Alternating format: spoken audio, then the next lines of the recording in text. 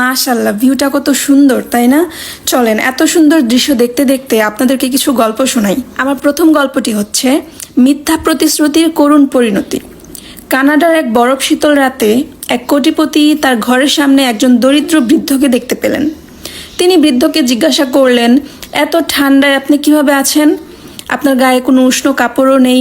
বৃদ্ধ উত্তর দিলেন, আমার উষ্ণ কাপড় নেই, কিন্তু আমি মানিয়ে নিয়েছি। কোটিপতি উত্তর দিলেন, আমার জন্য একটু অপেক্ষা করুন, আমি আপনার জন্য একটা উষ্ণ কাপড় নিয়ে আসব।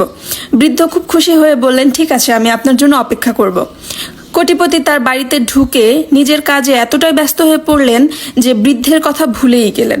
সকালে ঘুম থেকে উঠে বৃদ্ধের কথা মনে পড়তেই তাড়াহুড়ো করে বেরিয়ে এলেন। কিন্তু বৃদ্ধ তখন আর বেঁচে নেই। ঠান্ডায় জমে গিয়ে বৃদ্ধের মৃত্যু হয়েছে।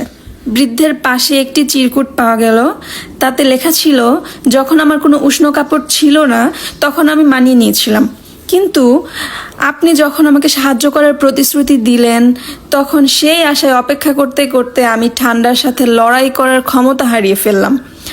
মিথ্যা প্রতিশ্রুতি মানুষকে ভেঙে ফেলে, তাই প্রতিশ্রুতি দেওয়ার আগে ভালোভাবে চিন্তা করুন এবং অপ্রয়োজনীয় মিথ্যা প্রতিশ্রুতি দেয়া থেকে বিরত থাকুন।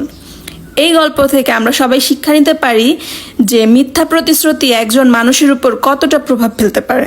আমার দ্বিতীয় গল্পটি হচ্ছে কুপরামর্শ। একদা এক গ্রামে এক ধনী লোক ছিল। লোকটির ছিল একটি গাধা আর একটি নধর ছাগল। গাধাটা অনেক কাজ করত, তাই মালিক গাধাটাকে ভালো মন্দ খেতে দিত এবং বেশি ভালোবাসত। মালিক গাধাটাকে ভালোবাসে এটা দেখে ছাগলটির মনে খুব হিংসা হতো। একদিন ছাগলটি গাধাটাকে গিয়ে বলল, সত্যি ভাই, তোমার জন্য আমার বড় দুঃখ হয়। দিন নেই রাত নেই, কেবল ঘানি ঘোরাও আর বুঝাবো। তাহলে শুনো, আমি তোমাকে একটা বুদ্ধি দেই। তুমি এক কাজ করো, তোমার যেন মূর্ছা রোগ হয়েছে এই ভান করে এক গর্তের মধ্যে পড়ে যাও একদিন, তাহলে অন্তত একটা দিনের জন্যেও তুমি বিশ্রাম পাবে। তো গাধা ছাগলের বুদ্ধিমতোই তাই করলো। ফলে গর্তে পড়ে গিয়ে গাধাটা রীতিমতো আঘাতও পেল। মালিক তখন গাধাটার চিকিৎসার জন্য এক পশু চিকিৎসক ডেকে আনলো। চিকিৎসক এসে গাধাটাকে খুব ভালো করে পরীক্ষা করলো এবং বলল যে ছাগলের কলিজা ভালো করে চটকে খাওয়াতে পারলেই এই অসুখ তাড়াতাড়ি সেরে যাবে। মালিক তখন গাধার চিকিৎসার জন্যে বাড়ির ছাগলটাকেই জবাই করলো।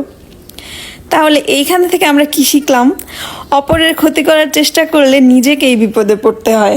গল্প করতে আমার খুব ভালো লাগে, এই জন্য মাঝে মাঝে আপনাদেরকে আমি অনেক ধরনের গল্প শোনাই। আর আমি যে গল্পগুলো বলি প্রত্যেকটারই কিছু না কিছু ভালো অর্থ থাকে। যাই হোক, আমার কোন গল্পটা আপনাদের বেশি ভালো লেগেছে অবশ্যই কমেন্টে জানাবেন। আল্লাহ হাফেজ।